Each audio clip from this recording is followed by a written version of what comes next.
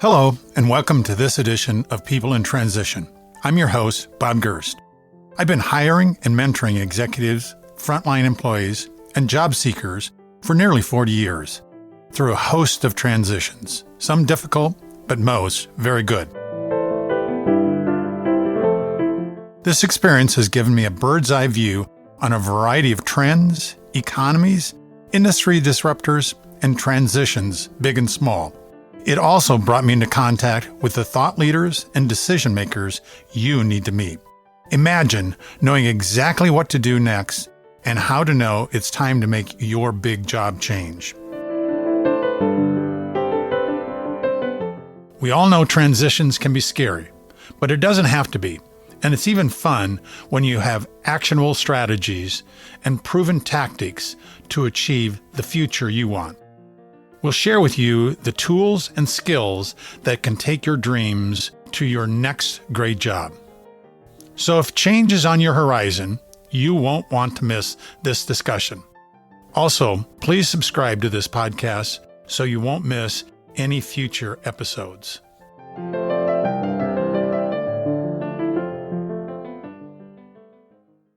Tom Powner, thank you so much for being with us on this episode of People in Transition. I've really been looking forward to our discussion today. Well, Bob, same thing for me. I'm really excited about to have this conversation, being open and, just sharing straightforward advice and best practices. So thank you. Tom, one of the signature questions that I use that my listeners really enjoy hearing about, if you think back when you were a young child, what was it that you wanted to be when you grew up? Well, it's funny. I'm going to hit 60 years old this year. I can't believe it. So when I was a young child, my exposure to what a career could possibly be was a lot limited based on where I lived and based on what my parents were doing for a living. But when I was younger, I wanted to be either a police officer, a DJ, or a photographer. I'm not any of those, but that was what I wanted when I was a young kid. Talk about that a little bit. So, and Tom, what were the career transition moments that you went through when you pictured yourself as a police officer / DJ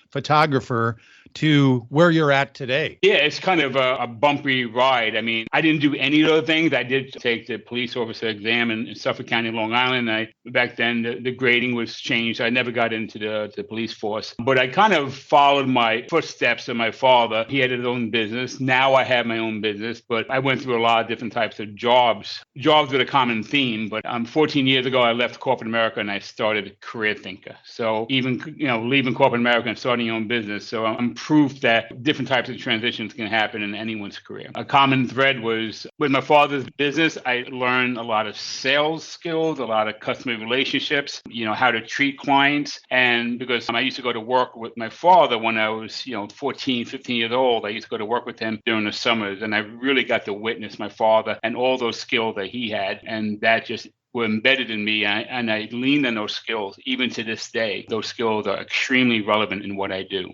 Tom, the job market is a constantly evolving, shifting landscape. If you were to look back 2021, 2022, and compare that to where we're at today, what are the similarities? What are the differences that you're seeing? So some of the differences I'm seeing, the job market kind of flipped. Now it's back into the employers. It's their market. They don't need to take anyone on board, regardless if you don't have all the skills or the experience, because back in 2021, 2022, the job market, finding people and bringing them on board was just very difficult. And even my recruiting side of the business, it was just so hard to find the right people because people just weren't looking to make the move, or they weren't even looking at jobs. That's been the biggest change. Now with recruiting, we're getting 500-600 resumes for every application. So the need for jobs out there, but I think employers have a little more, not that this is a war, but they have a little more time to choose the right person. So they're not just hiring on the spot to fill a hole. They're looking for the right people to fill that hole. And given that kind of volume and velocity that you're talking about, 500-600 applications for each opening, it's probably in someone's best interest to always be prepared. If you were to give someone advice about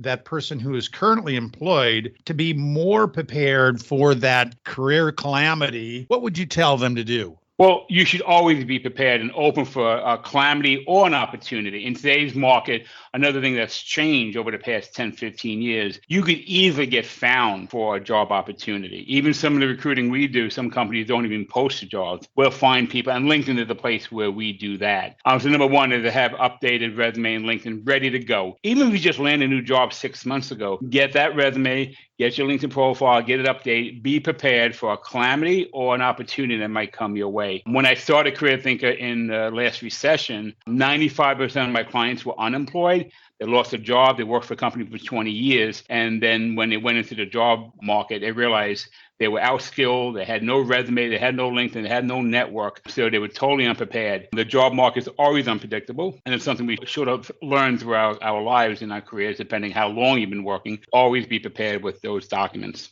Let's talk just a bit about that LinkedIn that you discussed. How important is it to have an optimized LinkedIn profile in today's job market? And what does that mean exactly to have an optimized LinkedIn profile? Well, optimized LinkedIn profile is a profile that's going to be rich in the right data points, and those are keywords. Because the way LinkedIn Recruiter works, when we do a search, a lot of the search is predicated on finding profiles with a certain set of key skills or must-have key skills. That's the first thing. But we can't also forget about the human component of LinkedIn. When a recruiter is opening your LinkedIn profile, they need to understand and see your value, both in a resume and a LinkedIn profile. So that might be a different topic we want to talk about, but it's not a job search anymore. It's a career marketing campaign. And we do a lot of hiring through LinkedIn. So even if I get your resume first, and I like the resume, I would always look at your LinkedIn profile before I contact you. And if I find you on LinkedIn first and I'm engaged and I want to read your profile, I'm learning about where you've been, what you've accomplished, I'm reading your about page, learning about you, understand your brand, understand your target. That's a winning and optimized LinkedIn profile. Those are the ones that attract recruiters, they attract larger networks, and they get those conversations started, which is the toughest thing to do in today's job market. How to get that interview conversation started. And LinkedIn could be an amazing marketing tool to help you do that. And you touched on this, Tom. If I'm looking for a particular industry or a particular sector in the marketplace, can I tailor somehow my job search to approach those different industries and sectors? Okay, so if you're shifting industries, depending on what you want to do in an industry, lots of times human resource manager, a project manager, some of the same skill sets are, you just want to find a new place to do that. That might be a little less resistant than if you're trying to make a whole career shift into a different industry and a different role. But your resume and your LinkedIn and your cover letter, those are career marketing tools. So you want to make sure that technology, the hard skills, the soft skills, whatever you own in those type of skill sets that are transferable, you want to make sure you share them in those documents. So ATS system and the algorithms can match you up based on those keyword matching. But then you also want to make sure you're telling those success stories about your career that are associated with the roles you're going after. Because it's very hard when you make some of those career transitions to convince someone that you could do this job in this industry when you come from something that's very different. It can definitely be done. It's a little more difficult than staying in the same lane, but why stay in a lane that you're not happy in? And Tom, what role does personal branding play in a job search success, and how can an individual build or maintain that personal brand of themselves? Well, your personal professional brand, when we create resumes for our clients, we do concentrate on, as soon as you open the resume, you start seeing a value proposition message or branding message. So those are going to be your top superpowers, your top strengths that you would leverage again to be successful in the jobs you're targeting. And then writing about having those skill sets and what that allows you to do for the companies you want to join. So the branding message starts off the conversation. I call that like the quick resume handshake. So as soon as I put a resume, when I see that value proposition message that starts off the summary, I will read it because it's going to be bolder. It's going to be a little bit bigger. It might be an accent color. So I would definitely read that. And that sets the tone for the rest of the resume. So you have to understand what your brand is. You have to understand how to sell that brand and then back up that brand through the rest of the resume and LinkedIn profile by showcasing those top skills. And anything that works particularly well from your experience in showcasing those skills and that brand? Well, if it's your pure brand and those are the top skills, those are your superpowers you use, building that brand around that and showing that brand throughout the resume should come naturally. You can't say you're a great team leader, that you build teams that create winning solutions if you never led a team. So that brand should be really connected to you internally, and telling those stories and having a brand consistent throughout your story of your career should come naturally. And on the flip side, what are the most significant mistakes people make when they're in their job search? Well, first, I don't call it a job search, and have them in a job search. Even the word job search just sounds so daunting. It's a career marketing campaign, and it's been like that for at least 15 years because LinkedIn has really changed how we market ourselves. So when you look at our job search as a career marketing campaign, we kind of have to look at it in a more strategic lens. And it's all about selling your value. But the biggest mistake people make when they create the resume, they don't understand the brand. Sometimes they don't understand that target. They want to go after 15 types of jobs. And very seldom one resume is going to actually be able to attack 15 jobs. So the first mistake most people make, they don't know the top target and they don't know the professional brand. And when they write the history of the career on the companies where they've been, most resumes, and I see dozens of resumes every day, most resumes sound like a job posting being thrown back at me. And the recruiter does not want to read a job posting, but sometimes that's all they're reading. So when we create those bullet points, we really want to make sure we hone in on what are you proud of, what are some of your accomplishments, what KPIs did you meet, how did you improve things. We want to know the value you brought to each position. And we all have value, just sometimes we just don't see it. And that's why sometimes connecting with a professional can help you uncover all those great things you've done and wordsmith on a resume that really showcases, you need to talk to me for an interview because look what I've done in the past. That's some of the biggest mistakes people make. And it sounds like, Tom, you're advocating that you may need to change your resume based on the position that you're applying for. Am I hearing that correctly? Yeah, and that's always been a rule of thumb. And now today, because in many cases, when you apply for jobs online, there may be an applicant tracking software system that's going to basically attach a grade to your resume. The typical job posting has about 39 key skills between hard skills, soft skills, and technical skills. So if a job posting has 39 skills, and you only have 10 of them on your resume because the resume was written towards something else, not matching that other job posting, you're just going to grade low in the ATS system. In the same exact thing, when a human being reads it, they're not going to see the synergies between your resume and the job posting. So yes, sometimes you have to create different resumes. And if I don't have all of those 39 job skills, should I still apply? There's a couple of reasons why you should still apply, especially if it's a company you're really passionate about. You connected a mission, a vision statement, you love the product, the services. So sometimes knowing where we want to go and try to get in there, I would still apply and tweak the resume towards the mission and vision statement, try to get some of the language the company uses. And also, if it's a company you really want to work for, after you apply, or even before you apply, start building a network into that company. There's a lot of things we could do on LinkedIn to teach the machine learning in LinkedIn to say, this company is very important to us. And we do all these functions in LinkedIn, the recruiters will notice you if they use LinkedIn Recruiter. So there's a lot of different ways to do it. And just network, sometimes you can find a second level connection that knows someone at the company. Even if you're like only 70, 60% qualified, I would still apply, but then just leverage everything I just said to get in front of the right people. Because people like to hire people they know. So even if you get recommended by someone that works at a company, that's getting one foot in the door right there. And I've read a report somewhere is that males tend to apply when they have less of those 39 skills listed than females do. Females believe that they have to have more of them. Have you seen that in your practice? When I work with resume clients, I think so. I think a lot of females just analytically might just look at, the actual match. And sometimes, and again, I see it across the board, but maybe women a little bit more. But, we have to understand people hire people. So if you don't have all the skills, but yet you get that first conversation started and they really like you, because likability is one of the things a lot of people look for when hiring a team. If someone's career focused and they're likable, man, that's halfway home. Certain skills can be taught. Certain traits and competencies are embedded in us. So concentrate on a lot of those different types of things companies are looking for and highlight the ones that you do well.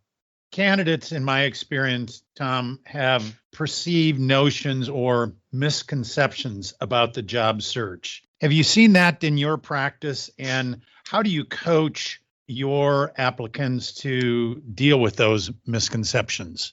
There's a lot of misconceptions about, your resume has to be one page or you won't get hired. To be totally honest, I don't think in the past 10 years I hired somebody from one page resume. Maybe because I'm not seeing them, because maybe they're not scoring high enough in the ATS system. Some people saying that you can't use color in a resume. The font has to be size 10. If you have a border, that's under an inch, you're going to get rejected. There's a lot of misconceptions around that. Unfortunately, it's hard to challenge every misconception as a whole. But when I speak to clients, I put them at ease. My clients get good results. We know what we're doing. We've been doing this for 14 years. So leave it up to us with the experts on how to create that resume. So there's a lot of misconceptions about that. A lot of misconceptions about the ATS system, that you get thrown out, you get rejected. Companies can't reject a resume application based on anything. That would be discrimination on some level. Beyond those misconceptions, there's a lot of bad information out there. So, and if it doesn't make sense, well, question it. Let's get that crystal ball out for you, Tom. What are the trends or changes do you anticipate in the future of job search? And how can I, as a person that is probably going to change positions 3-4 times in my work life, how can I prepare for that better? Well, one of the things you want to prepare is a lot of the skills stay the same. The collaboration skills, the sales skill, the client relationship skill, building those teams, those skills typically almost stay the same. What really changes, and it's changes in this market over the past 20 years at a much rapid pace than any other time in history, are the technologies that we use in our careers. So like I mentioned earlier, when I started career, I think last time, it was during the last recession, a lot of people that worked at one company for 20 years were just underskilled for the current job market. One of my best advice is stay abreast of the job postings, what type of jobs you would target. Understand the skills or the new skills or the technology skills companies demand for the new hires, and get those skills. You can earn a lot of different types of technology skills by just taking a certification program, learning on your own, watching YouTubes. On LinkedIn Learning has a lot of great resources, because and if I'm looking for someone to have the modern technology skills, if you don't have them, you have everything else. If someone else has everything else and they have those new modern technology skills, I'm going to probably lean more towards them. That's my best advice. When we even talk about generative AI, I speak to a lot of people. They're scared of it. They don't know anything about it, but a lot of job postings in certain types of fields are requiring that type of talent.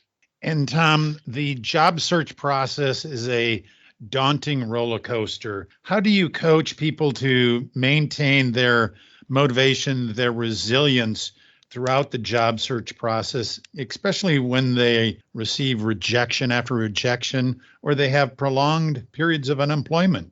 Yeah. When you lose a job, there's so many different emotions we go through. So we always have those stages, but those stages, we don't want them to last months and months, because when we get in a downward spiral about it and get depressed about it, it just makes the career marketing campaign. So a couple things. If you're doing the same thing over and over and you're not getting results and you're getting rejected, you're not landing interviews, then you need to relook at your resume, your LinkedIn, your approach, because it is a career marketing campaign, whether you believe it or not, and you might have to change your approach. Speak to people. A lot of people in a job search who lost their job and they're home and their spouse is working, the spouse comes home from work, they don't really speak about their experience they had during the day. You need that ear to lean on. You need to speak about it. You need to get that support, that emotional energy from anyone who is going to listen to you. And then just look at what you're doing and what could you do different. And again, I was showing someone the other day, he applied for this job through LinkedIn. And when we looked at the job had 2,600 applications in 2 weeks.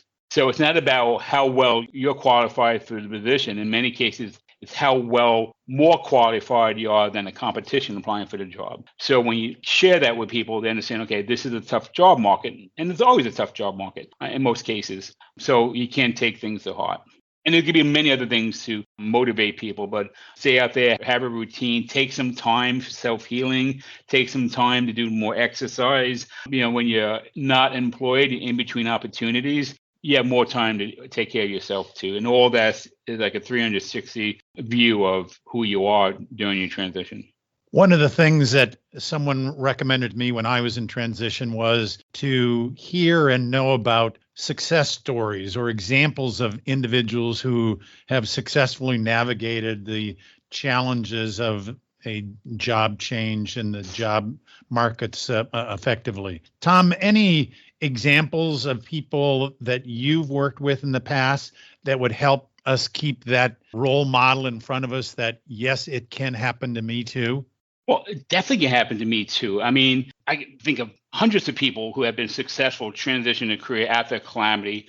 It's really just having that routine. Networking. Networking is a big way to help you get those interview conversations started. Teaming up with a professional if you feel you need that. There's so many different things we could do, but we can't just pick one thing and do. We have to look at the whole thing as a campaign. That's why I call it a career marketing campaign, because there's a lot of things in a marketing campaign you want to initiate to get better results. So there's so many different things you could do. And if you know people that went through a career transition, just ask for 15 minutes every other week and just tap into what they did and get some advice and some best practices that you could implement. Tom, you've touched on this before briefly, but I want to be clear to our listeners.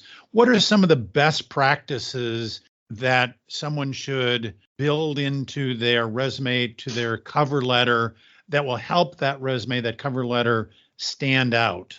There's a lot of different things, but first it starts with what your brand is and your value proposition. You can write that later on, but you have to know what it is to craft it for the resume. But the biggest thing with the resume is when I read the career history, we want to separate function from value. What do I mean by that? We want to have the company name, the tenure, the position title. Then you want to have a paragraph that could be 3 to 5 lines thick that explains the scope of the work. It's kind of like a really tight job description that doesn't have a lot of keywords in it. And then the bullet points, we want the bullet points to be value statements. And how we write in those value statements in resume writing, we tell quick car stories. Super simple, but it really works. CAR. C was what the challenge you face in the position.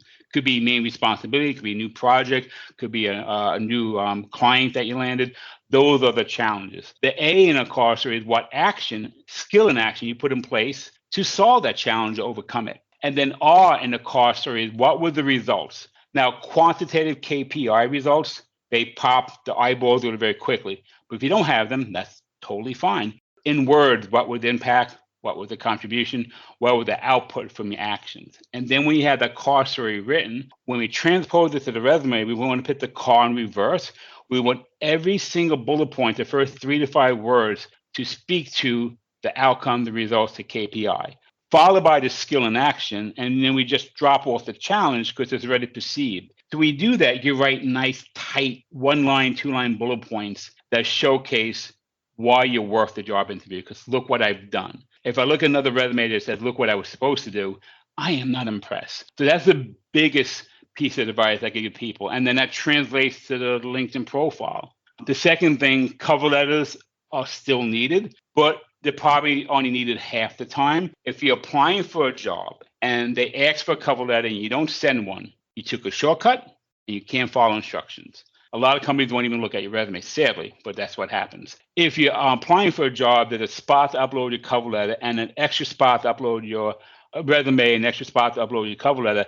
That means they're expecting one. If they don't ask for one, they don't give you the opportunity to share one, then you're safe not sending one. But the biggest people make with the cover letters aren't read first anymore. They were in the past because we used to mail out our resumes and cover it with a letter. Hence the name cover letter. Today, they have the opportunity to read your resume. If they like the resume, they will go to the cover letter to get more information. So some of the biggest mistakes with cover letters, they repeat the resume. I already read your resume. I want to know more about you. I want to talk in that human voice. So we leave one paragraph open for our clients. Why the company name? So why Amazon? Why do you want to work for Amazon? The resume should showcase you can do the job. The cover letter should showcase you're applying to the right company. I don't want people chasing the paycheck when I hire them. I want people chasing the company. So the one paragraph is why the company name. You want to connect the mission, the vision statement. And then the rest of the paragraphs you can repurpose and then talk about things that are relevant for that type of role. How do you land new clients? How do you build client retention? How do you build marketing programs that drive success? And then you have bullet points or short stories underneath those subheadings. And that's an effective way to do a cover letter. Tom, you once told me that a resume should have a handshake and a heartbeat. What did you mean by that? The resume handshake, that's the first 5 or 6 lines that we see as soon as we open up the resume. It's part of the summary. So the professional summary I break down into two categories. The summary, we talk about some specific things, but the resume handshake, the first line of that is a job title that resume is applying for, and that will change depending on what job title you're applying, especially if you don't have the job title in your career history. The second and third line underneath the job title line is your branding message, your value proposition message. Then underneath that's going to be maybe 8 to 12 skills that are highly relevant for the type of job that you're applying for. It's not the skills section, but the subject matter experts that you bring to the table that's relevant for that job. And that's a resume handshake. It's like a quick elevator pitch. And the heartbeat is the bullet points in the career experience section. If the pump and function, that means everyone sounds like a job posting, I am not getting any value. So when I say heartbeat, it should be pumping value. They should be those reverse call stories. And that will generate a lot of interest in people wanting to speak to you. And even create better interview questions. Because if I ever spend a lot of time in discovery mode, meaning I'm reading a resume, I just don't understand your value, I have to ask questions around that. I don't want to waste time in a job interview doing that. I want to talk more about the successes, what some of the pushback you had. How long did it take you to do this? Who helped you do this? Those are better interview conversations. So that's what I mean by a heartbeat and a handshake. Tom, there are a lot of job boards and ways that you can apply. LinkedIn has these click and you can apply in 30 seconds. Any reaction to those kind of application process? Do they work for candidates? Is it something I should spend time on? What's your coaching? When you talk about LinkedIn, I think you talk about that easy apply. So when you click on easy apply, you apply with your resume and your LinkedIn profile. I highly suggest doing that. But if you send in the same resume, it's just like any other job board. You want to tweak the resume. So you want to tweak a new resume. You want to upload it. You want to use easy apply with that tweaked resume, apply with your LinkedIn profile. You want to do both of that. And that could get you some really great results. Actually, just to piggyback what you said, there are AI programs out there that will automatically update your resume and apply for jobs on your behalf. And then I think that's some of the reasons we're seeing this such a huge uptick in applications, because a lot of people are depending on AI just to do this. And that doesn't work. Because when I interview someone and I'm asking questions about the bullet points and they just don't make sense, I challenge people, say, well, did you have AI help you write this? And if the answer, honestly, 80% of people said yes. And that kind of turns me off. Not usually have the AI help you, but if the bullet points are incorrect or they don't make sense, that means you're not challenging what the AI results gave you. So you want to be careful with that. And there's actually some programs up there where you upload content and say how much of this was possibly written by AI. It'll give you a percentage. This resume was 86% created by AI. So you want to be careful with some of the AI promises out there. AI is great. Use it to help you. Don't use it to replace you. Tom, are there any other books or other resources that you would recommend to someone who is going through a job transition? There are a lot of great books out there, but I like recommended, doing your own research, because sometimes when you read a book, you might take one approach from a book because it makes sense and that's all you practice. So I say connect to people that do what you want to do, have those conversations with that, use your network. I think that's going to be a lot more valuable. And if there's certain skills you need, learn them. And if you do all that, you're going to be ahead of the game, because there's a lot of great books out there. They all give different opinions and different practices. So I used to recommend books. And when I really looked at the book, there was like 3 pieces of advice that I totally disagree with. Didn't remember it. So I don't like to recommend books, but I would like to recommend connecting to the right people. Tom, we covered so much great material here today. If our listeners remember only 3 things that you think will help them find their next great job opportunity easier and faster, what are those 3 things that you want them to remember? There's a lot of things, but the 3 top things was understand your target. And when you create your marketing tools, your resume, your LinkedIn, and your cover letter, make sure that is weaved into your story. That's number 1. Number 2, when you talk about your career history, and this is extremely important, concentrate on what you're proud of, concentrate on your success stories, concentrate on your contribution. Sometimes they sound small, but when they're crafted the right way in a resume, they can feel huge. And the second thing is, don't just depend on job boards. To be honest, about 50 to 60% of the jobs, some people say a lot higher, 50 to 60% of jobs by the time they are posted have been filled already. So you still want to apply for them because you don't know if it's filled or not. but you really want to network. And a lot of people have a wrong impression of what networking is. You could build new network connections and start networking with them, but leverage your network, leverage the people you know well. And believe me, everybody knows somebody who knows somebody. And those would be the top 3 pieces of advice. Tom, I knew when we first connected on LinkedIn that this would be an information-rich discussion, and you have proven me 100% correct. I want to thank you on behalf of our listeners for helping them find their next great job opportunity. Thanks, Tom. Hey, thanks for having me.